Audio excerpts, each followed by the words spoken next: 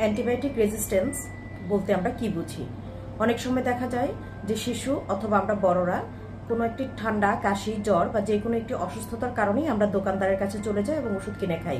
এবং দেখা যায় যে সেখানে এক একটা বয়সে বড়দের বেলায় একটু ভিন্ন, কিন্তু শিশুদের বেলায় ওজন অনুযায়ী সবকিছু ওষুধের কিন্তু ডোজটা পরিমাপ করা হয়।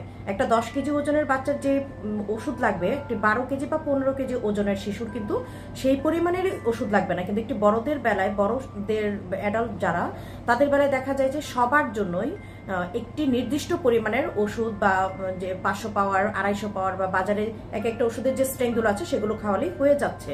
তাহলে এই যে ডোজগুলো আমরা জানছি না এবং দেখা যায় যে কোনো কারণেই আমরা অ্যান্টিবায়োটিকগুলো ব্যবহার করছি, এতে করে পরবর্তীতে দেখা যায় যে একটু 2-1 দিনের মধ্যে একটু ভালো লাগলে সেই ওষুধটা বন্ধ করে দিচ্ছে এবং অ্যাপ্রোপ্রিয়েট ডিউরেশন আমরা খাচ্ছি না।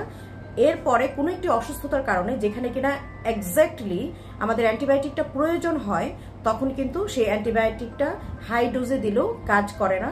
একেই বলে অ্যান্টিবায়োটিক রেজিস্ট্যান্স, এবং যেটি কিনা ক্যান্সারের চেয়েও অনেক বেশি ঝুঁকিপূর্ণ।